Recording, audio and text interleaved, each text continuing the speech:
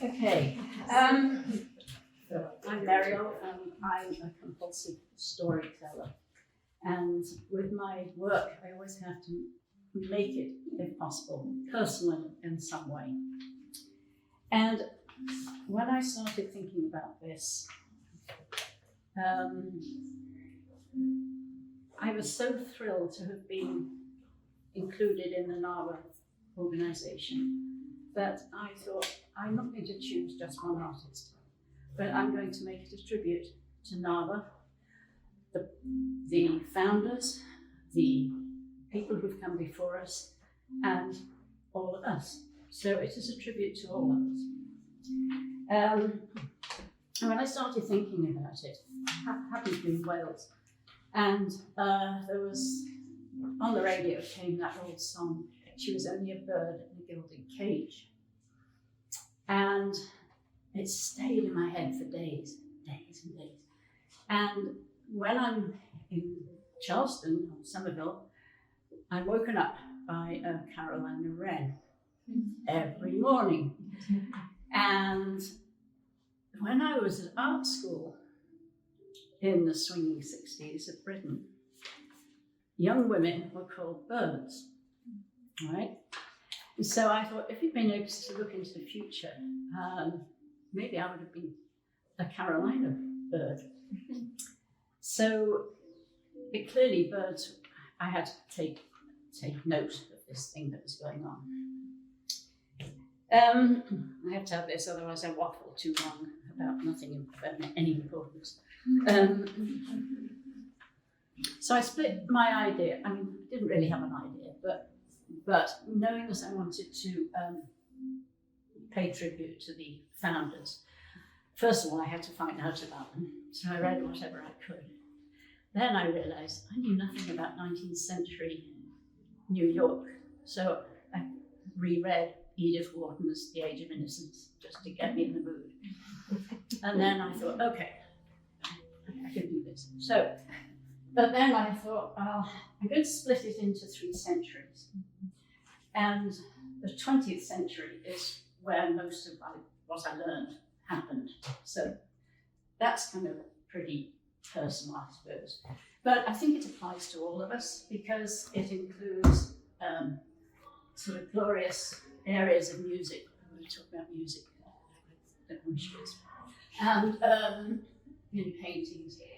But there's also dark holes and corners and hiding places, because we've all had the same disasters and worries and fears and doubts.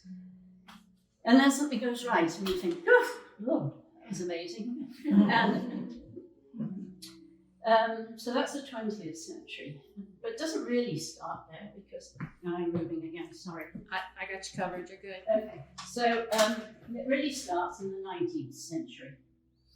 And it's hard to see this unless you're either a 2-year-old or a gymnast, because it's so low down. But if you can down now, you'll see that the 5 founders are in here. And this is Grace Fitz Randolph, who was like the person who had the idea. And then she got her friends motivated. So they're all here. There's 5 of them. I wanted to bring in a little bit of the idea of their background. And while I was in the British Museum, I saw this postcard. And it's actually 1889, I think. I can't read it. And I thought, oh, well, they were the Society of New York. So, and this is the same thing. It's the season, it's the debutante thing. And these are the sort of paintings that women were supposed to do. Flowers and, nice things. They weren't allowed to do anything rude. So it started to build up this idea. While I was in Wales, in the bottom of a cupboard, I came across these vacuum cleaner bags, and I thought, they could be samplers. So I carried these things back, and while I was there as well, I called in as a craft shop, and thinking, well, there won't be anything here for me. But there I found these little bird cages and also keys. And I thought, oh, it's getting there. I'm getting there with this idea. And so then when I came back, I started. But the space I had to work in is not big, and this idea was getting bigger and bigger and bigger and bigger and bigger. So I split it up into manageable pieces, like learning to read, cut into chunks. And on the bottom here as well, you wouldn't have noticed, I shouldn't think, unless you got really good eyesight.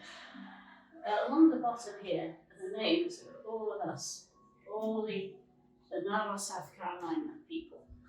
So unless you joined after this show opened, you're on here, okay?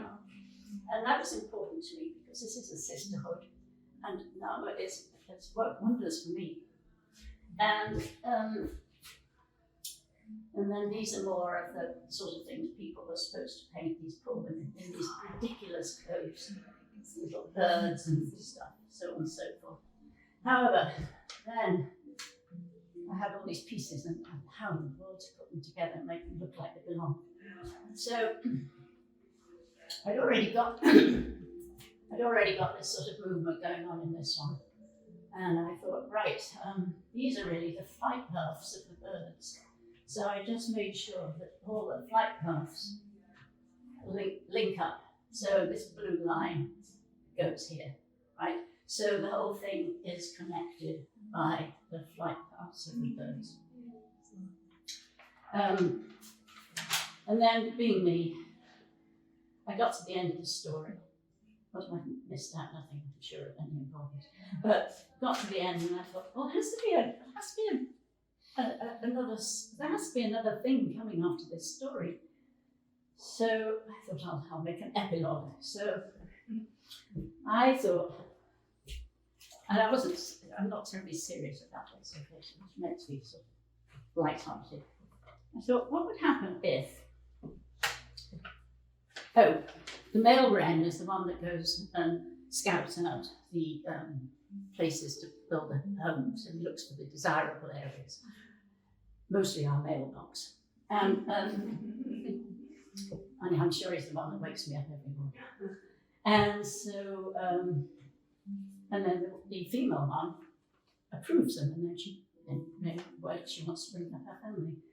I thought, I think I'm going to read this because that makes sense. What if the male wren, while scouting out desirable home sites like our mailbox, came across one of the cages our founders had unlocked and thrown away?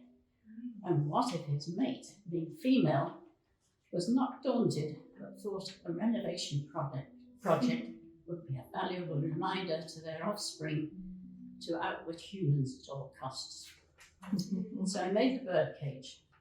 The gills and the jewels are falling off, but then it was pre-renovation. And then I did say I wasn't making a tribute to one artist, but I am. And this is all our resourcefulness and creativity is all around us. But the main person I want to thank is Susan Irish. She accepted my work into her Charleston gallery when I retired from teaching, and she is the friend who encourages me to fly over new territory. But above all, she urged me to make a second application to NAWA.